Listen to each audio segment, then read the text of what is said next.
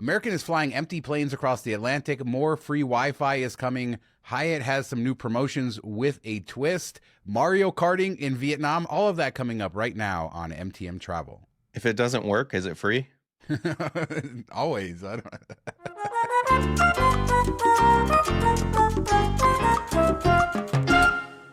So happy Monday, Mark. Getting ready for my trip. So maybe on next week's show, I will go down over the final itinerary because we have a lot to talk about today. Other than that, but I'm getting excited to head over to Asia. How are you doing over there? As people might notice, the Green Bay Packers played some football yesterday. Yeah, the Lions ruined my perfect weekend. Like State won Saturday night in epic fashion, and Michigan lost, which was kind of fun. They were playing at the same time, so I didn't catch any of it, but I got to see the final score, and it looked pretty rough. And then the Lions came into town and they crapped the bed, which they do every year at the beginning of the year. They don't play any starters in the preseason, which I think is kind of dumb, especially this year with like 3 out of the 5 offensive linemen being new. And it was just, the Green Bay Packers lived in the backfield. So it was good, good game by your team. Yeah, they played good. It was nice to see the NFL season return. And it's interesting because the Packers have had some rough starts to the seasons the last few years. And I just found out that they hadn't played a season opener at home since 2018, I think. So this was nice for them to get a home game to start the season off well. And like we all know, it doesn't really matter. It'll be a long season, but it's always fun when our rivalry starts the season off. And even better because the Lions have had the Packers number the last couple of years. So you've had a lot of crap to talk to me. So had to wear the jersey today. Yeah, I'm just glad. Usually we end up going to Lambeau in like November or December when it's cold. So it's good to get it out of the way when it was nice there. And we don't have to worry about that. You guys are coming to Detroit on Thanksgiving. I'll be in London, so I'll miss that game. But hopefully it's a much better game that time around. So let's talk travel here. Wi-Fi, I teased it at the beginning of the show. I've said this. I think I'm on the record as saying I think that we're going to see free Wi-Fi across all airlines in the next few years. And this just reminds me of what's happened with hotels. 10, 15 years ago, you still had to pay. Then hotels sort of made it a premium feature for some of their elites, and resort fees sometimes covered it. And then eventually it just became even the cheapest roadside motel had high-speed free Wi-Fi.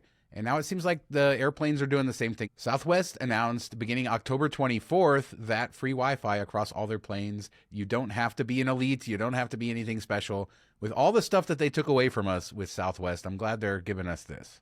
Yeah, I mean, except for they have the worst, they have the worst Wi-Fi in the sky. Like it's so bad for streaming. So many people are on there streaming videos because that was always free, like the movies and TV, because they don't have the in-flight entertainment in the back of the seat. So they gave that, and there were so many people streaming that the Wi-Fi was always poor. If you're giving it away free, even more people are going to try to use it. So I would rather them actually invest in fixing their Wi-Fi or getting better Wi-Fi, maybe going to Starlink like Delta, something like that, versus just giving it away free because it's going to be crappy. It's going to be pretty horrible. So we'll have to see how that all plays out. I think more people using it's going to make it even worse. But this does make a little bit of sense why they took away those Wi-Fi credits from the business card, which I think was kind of a mistake. Like that gave it a reason to hold that card long term. I thought it was a really good perk, especially because you could use multiple on the same flight with everybody that you had in your travel party. So you got like 365 single uses a year. I would have rather them kept that on that card and then kept the charge at like $10 and just invested in better Wi-Fi. Yeah, maybe eventually they will get Starlink, and though I think that's eventually where we're headed, or similar technologies where you're getting that speed since it's already achievable and you want to be competitive in the marketplace. But we complain about private equity, and maybe this is a positive side of private equity. I don't know that they're willing to do this when the market sort of demands it, but I'm going to miss the days when I'm disconnected. I often don't pay for Wi-Fi unless it's free on a plane, and I'll just I don't raw dog it. I watch movies or whatever, but I don't mind being disconnected while in the air, and I'll sort of miss that, I think. Yeah, it's a nice excuse. It's like back in the day where you'd get an email and they didn't expect a response because, you didn't have it on your phone all the time and all that stuff when we were first getting into the business world. The expectation of returning phone calls and stuff was a completely different than it is now. And it was kind of a better pace of life. So, this is just going to be, oh, well, you're on a plane, but you can work now. So you lose that little bit of it, especially if you're a road warrior. But what has always kind of drove me nuts, or I found surprising, is Business class international flights almost never come with free Wi-Fi, which blows my mind. If you're charging like 5 grand for a flight, how do you not include the $25 Wi-Fi or whatever it is for that flight? It just is insane. I will say that those long flights, I do sort of like having the internet. But even on like, I think when I flew Taipei to LA last year, I had an hour of free Wi Fi or something like that. And I used it, but I didn't go beyond that. And that's nice to be able to like check in during a long flight. But I remember I flew Cathay Pacific first class a lot of times. And Cathay was like one of the last airlines to put Wi Fi on their planes at all. So their 777s 10 years ago, maybe even 7 years ago, didn't have any Wi Fi, even in first class, because you couldn't get Wi Fi. So it was like 15 hours on a plane without it. And I noticed over the years from like the first time I did it to the last time, which was 2019, as we're more like online and stuff like that, that I would start to get bothered 15 hours without internet compared to like when I started doing that in 2012, 2013, didn't seem to bother me nearly as much. So maybe part of our culture has demanded this. Well, we're like addicted to our phones and internet. As soon as you have a minute break, like at dinner, you're waiting for something, or you're at the bar waiting for the next drink, or somebody else goes to the bathroom, so you don't have anybody to talk to. You pull out your phone, or if you're in line at the grocery store, you pull out your phone. Like we have no attention span. We're not willing to wait for anything anymore, and I think that just kind of like eats at you while you're sitting there on the plane. So make us all happy and dumb and just give us free Wi-Fi so we can zone out with our dopamine hits. And Southwest is delivering with that. Another airline is in the news. American Airlines and 1 Mile at a Time had an article about this. They're flying 20 flights over the Atlantic with nobody on board on a 321neo. This is mainly because of their new 321 XLRs that they're going to take delivery of that will fly these transatlantic routes on narrow bodies. And so they need to get the guys who are going to train the pilots need to train on this plane so then they can go train the rest of the pilots to be able to do these. For those of you keeping track, is this a good thing? I don't know. More narrow bodies on these routes is probably less comfortable for the average traveler, but it is where we are. These shorter transatlantic routes, we're going to see more and more of this on narrow body planes as we get these types of XLRs, these types of planes that are designed for it. Well, as long as they still have lie flat, I think we'll be okay with it. But no, I think it's good if you can, control costs a little bit, bring down fares, have more frequent flights, and if these are shorter plane rides, so it's not as big of a deal, I don't think, and maybe it can keep the rates low for us as we're flying over, or make it easier to find award space on these flights, assuming that they can do it more often, turn it around quicker, all those types of things, but. It is crazy that it's a plane that they already know how to fly. The only difference is they're flying it internationally, where, from East Coast to West Coast is almost as long as some of these flights. It's not a big difference. Maybe air traffic control, all that type of stuff is a little bit different, a little bit more unique. But I feel like you could practice that or fly on a regular route. I don't know. It just seems crazy that they have to do this 20 times. Probably best to have as much training as possible, but this seems like overkill. I know there are specific requirements too for planes that have to fly over the water for a specific period of time. For example, American on certain of their fleet of 321s can go to Hawaii and others can't because they're certified. I don't believe they have like an extra fuel tank and extra stuff on board. So there is some legal stuff here, but you point out it's probably not a huge deal if you're in the front. If you're in the back in economy, the wide bodies tend to give you more space than the narrow bodies. But JetBlue, their whole international strategy is around these narrow bodies. I remember, what is it? TAP, I think, has been flying narrow bodies across the Atlantic for 10 years, maybe. So it's not like this is anything new, but it's always interesting. How much fuel do they have to burn? The environmentalists should be upset. 20 round trips, no good. Yeah, think about all the people that are mad that we like to, take flights for status and stuff. This is worse than that. Yeah, by quite a bit, but it keeps us safe, and that's important with all that's gone on in the last few years. So happy for that. Hyatt well, it's Airbus, is so we don't need to worry about it as much. Yeah, there he is. Coming up, we're going to talk Hyatt promotions, but we're going to take a quick break to talk about Melio, sponsor of this video. Yeah, Melio is a payment system, a business-to-business payment system, similar to plastic if you use that for personal bills. This is to make payments to other businesses from your business. And you get to use a credit card for things that maybe you couldn't use a credit card for. Think like a landscaper that wants a check. You can mail it with Melio. They do charge a 3% fee, essentially, right around there in that ballpark figure. So it doesn't always make sense with your credit cards. Use one that you have a welcome offer for, or one that has a spending bonus, a free night cert, earns elite status, something along those lines. But there is a promo going on right now that we have access to. If you use our link to sign up, if you spend $2,000 or make a $2,000 payment or payments that equal that within 30 days, you'll get a $200 credit. So $60 in fees for that amount of payments around there. You're going to come out, as positive. It's a win for you. Or you can make a larger payment, and then that bonus will pay for those fees. So it's a win-win, something you get, something useful you can use, and then we get an affiliate link and referral credit for it. So we appreciate any support you can give us. The link is down in the description, or click the QR code on your screen. $200 after $2,000 in payments within the first 30 days. Thanks, Melio, for your partnership with MTM Travel. So let's talk Hyatt. There's a couple of new promotions, starting with a new hotel promotion where you can get 500 points for staying in new hotels. These are the best kind because oftentimes you don't have to do anything special. You don't have to register. You don't have to know. And I know over the years, I've had a few of these where I just stayed and accidentally got the points, not even knowing that it was on the list. So this is a good one. Yeah, it seems like this has been around for a bit, but it seems like everybody decided to write about it, over the last couple of weeks. So it's good to highlight. And it's something that, people might have seen like an extra 500 points a night, not really knowing what's going on. And the list is constantly changing. New hotels on it for a couple months.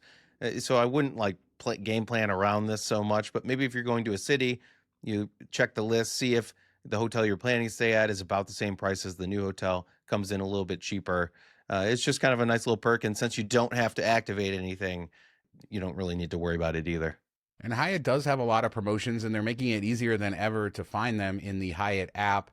And maybe that's a push to use the app, because there is now a new Hyatt Regency promotion where you can earn a differing number of points depending on the number of nights that you do. Now, this is Hyatt Regency hotels in the US only, so it's not as wide, it's not every brand, but you have to book through the app in order to get these points. And you also have to register for the promotion. So unlike the other one we just talked about, not only do you have to register, but you have to book through the app. But this is the first time I think that they've ever required that, right? Yeah, this is the first I can ever think of it, and I find it very annoying. I hate using the app to book travel. I don't use any apps to book travel unless I have to. The one exception is Virgin Atlantic, because for whatever reason, the website never works for me, and I have to do everything through the app. It just errors out all the time. But I try not to book stuff. I just feel more comfortable. Maybe this is the my boomer moment, Sean, but I try to stay away from apps for booking things that are expensive or could be costly. I make mistakes more often when I'm using an app. I booked the flights home from our trip to Colombia in June, and I messed up and booked the wrong flight because I was using the app at dinner. Beer might have been involved. I don't know, but it is annoying, especially if you've booked something that would qualify and you don't remember how you booked it. You have to reach out to Hyatt. You can probably send them a message, a DM on social media. Their team there is very good, or call the 1-800 number and ask. But that's kind of annoying that they're making people do this. It would be one thing if you could tell on your booking how it was made, or they made that easily accessible. It's funny because I often don't use apps to book for most cases, but in hotels I do a lot of the time. So I do use Marriott, Hilton, and Hyatt's apps.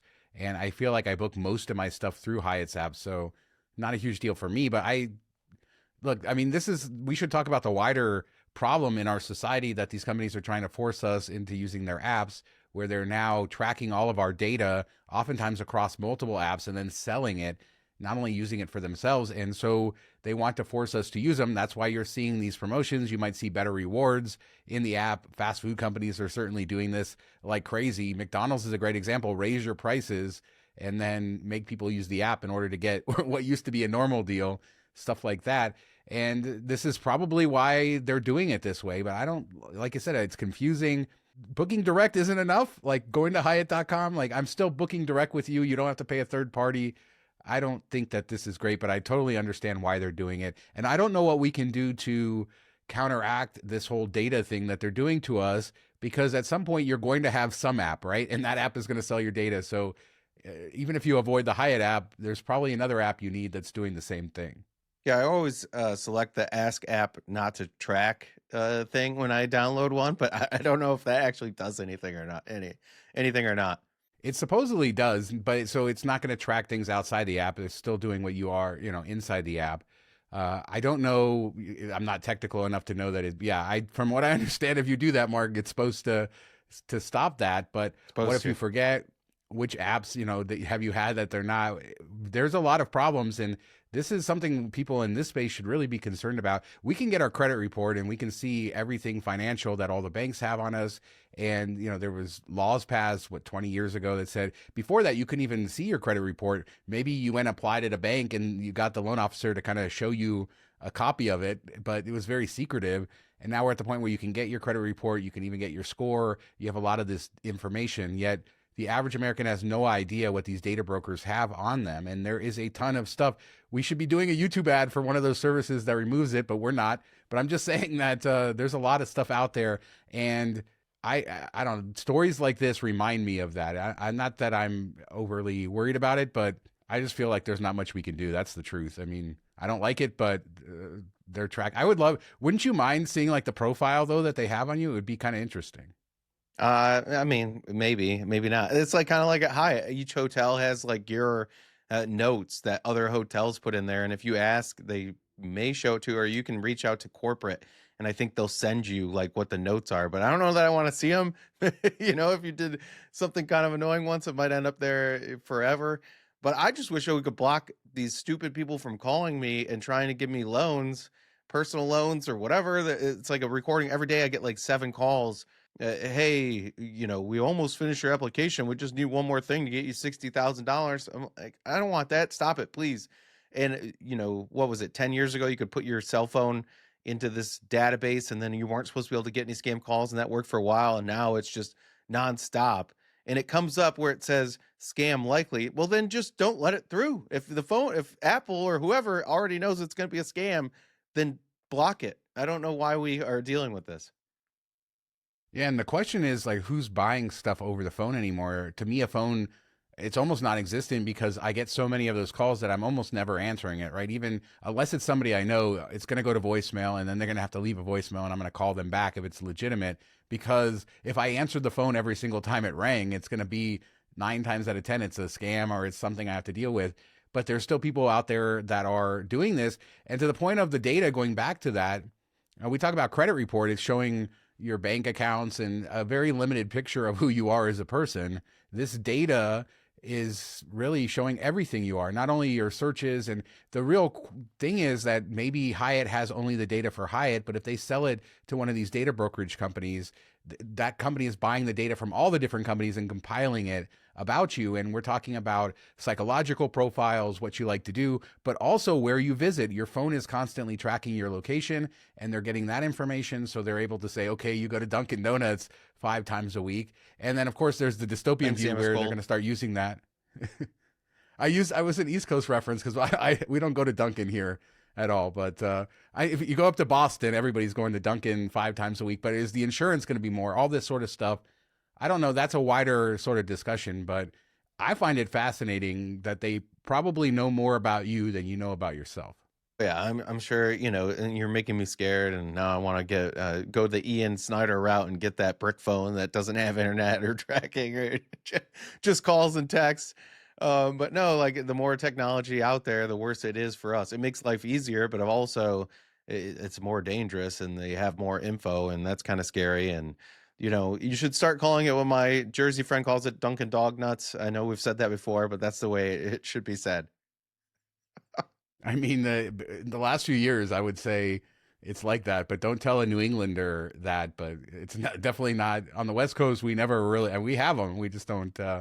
We don't like them. Yeah, it's scary, and I'm not. Look, what can I do about it other than to say it's something to be done. I've had discussions with police officers who discuss how they're able to see exactly what the people are doing. Not like the old days where you think of those court cases where you ping a tower. We're talking about being able to see you within a minute. Or I know people in advertising who you go and watch a Golden Knights game at the T-Mobile Arena, and now you're going to be getting ads just purely based on your vicinity to that event. And then just think of you walk into a restaurant and that restaurant can start serving you ads via Facebook or Google. This stuff is happening and it's all talking to each other, and they don't need to record what you're saying. It's all sort of integrated. And that is my whole rant against apps and all of this stuff. But People should at least be aware that it exists. Like I haven't gone through. There are Yeah. services I will say, and they advertise a lot on YouTube channels and stuff. I haven't used any, so I won't say the names of any, but I am thinking about that. Maybe hiring one of those services. I mean, I don't know. I don't really do. This is the problem that everybody runs into. It's like I can't even think about what would be used against because I don't really do anything that I would consider wanting to hide. But then it's like, who knows? My best example of this is I don't remember who it was, but I was talking to some friends and we are just like, having a good time and BSing and everything. And we were like, oh man, I wonder if they make something like for sweaty armpits. I don't know how it came up or whatever, but like, oh, so you don't pit out like this type of thing, just like a joke. And then I pull up Facebook, just talking around our phones, pull up Facebook, for work or whatever. Like 30 minutes later, scrolling through, and the first ad is like these pads that you put in your shirt to stop from sweating, from pitting out in your shirt. Oh, So sorry, it's everybody, great. that if you're listening to this in your car, you will get that ad now. You're probably going to get ads for all those services too. Now that I mentioned that, I don't know, but just be careful out there. It's a fun, interesting world to talk about, and you're going to see more and more of this where they say use the app, not just our website, not just this, because on the website they can capture a certain amount of data, but on the app, especially if you don't on an iPhone disable. I don't think that's even available on Android phones, Mark, where you can disable the cross data sharing between apps. I'm not 100% sure on that. I haven't used Android in a few years, but yeah, make sure you do that. And it does seem like you have more privacy on Apple compared to that.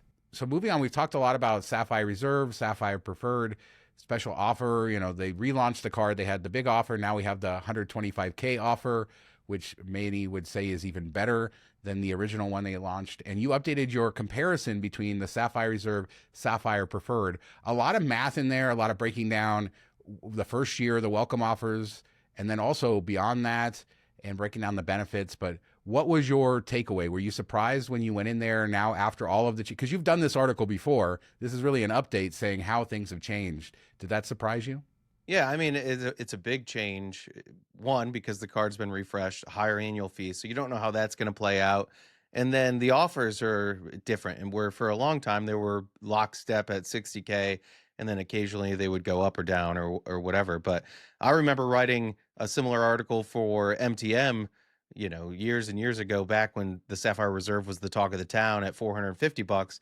And I said most people would be better off grabbing the Sapphire Preferred unless you spend this much in travel and stuff because of the extra point per dollar. And people like lost their minds about it, and then it over time became more acceptable. So Sapphire Preferred was kind of the winner in the first year for most people outside of Road Warriors. And now all of a sudden, I did these numbers, recalibrated on Travel on Points, and the Sapphire Reserve is like the clear-cut winner, which is somewhat unexpected probably to some people. They've probably, thinking in the past years that was never the case. And, now with an $800 annual fee, essentially, definitely wouldn't be the case. The other one's $95, $795, $700 is a big gap. But the sign-up bonus is 50,000 points for only $1,000 more spend on the Sapphire Reserve versus Preferred. So 50,000 points at 1.5 cents, which I think most people would be okay with valuing Ultimate Rewards at, that's $750. You take down the $300 travel credit, which is very easy to use. Any travel, award taxes and fees, hotel, airfare, lots of stuff triggers it. That's easy to use. So, we bring that down. It's several $100s ahead. We're talking $350 ahead without even including any of the perks that you get outside of that travel credit. So we're not talking about the dining credit, the edit credit. We're not talking about priority pass membership. And that was kind of surprising to me. A lot of it is doing the heavy lifting from the bigger welcome offer, but it eats up a lot of that annual fee. And I recommend reading the article because you do go from several different aspects and breaking it down. So it's probably a little more dense than what we can go into every single thing because you crunch the numbers from the annual fee, the welcome offer, the overall perspective, the first year, and then beyond that. And maybe we should talk about that. Was there a change in the Sapphire Preferred and Reserve beyond that first year, not factoring in the welcome offer? Yeah, that's gets a little more sticky there. I think in the first year right now, Sapphire Reserve is the best choice for anybody, especially with these new rules. And it seems like there might be a once per lifetime. It's kind of all over the place. Chase came out with terms one way, then they were enforcing a different way, and now they're enforcing it even a more different way. Like it's more in line with the way we read the terms originally. So I would go for the bigger offer on the reserve if you're starting out, or if you think you're eligible for both cards right now. I would start there. After the first year, we're talking 795 versus 95, so that drops it down to a $700 difference. If you take out the $300 travel credit, now we're looking at a $400 difference. Do you get $400 or more from those credits, from StubHub, from the edit credit, from the dining credit, from the the lounge access? I think some people will and other people won't, depending. Do you already have lounge access with other cards? Do you already have that $120 pre-check and the global entry credit, all that stuff? Is that a duplicate? Is this your travel card? Do you book a lot of travel? If you are a road warrior and you book a lot of flights and hotels directly, that 4 times earning might be the difference for the reserve. But I think most people, the preferred is better after the first year. But do you want to even product change to that after the first year? Or should you sign up for a new preferred and downgrade that reserve to the freedom and try for it that way, so you don't, screw yourself? There's no more of that 48-month language. So you could technically sign up for both in the first 13 months. Yeah, the good thing is if you get the reserve the first year, you'll have the data to kind of see how you use the card and whether it will make sense to keep it beyond that with all the credits and stuff. So if you have it for the year and you find that you're not really jumping over all the hoops in order to use the credits, then you can downgrade, like you said, and get out of it, whether it's to a Freedom or the Sapphire Preferred. And it's a good opportunity.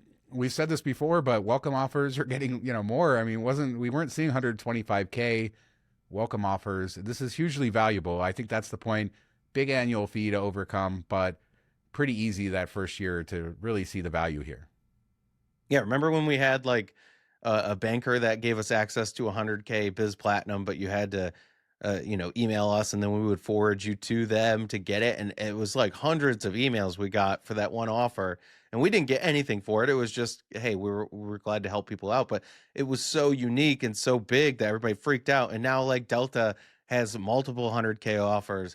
The Biz Plat has been up over 300K. It's just insane. Everybody talks about, awards are more expensive, award charts are gone, everything, but earning, I think, has outpaced all those devaluations.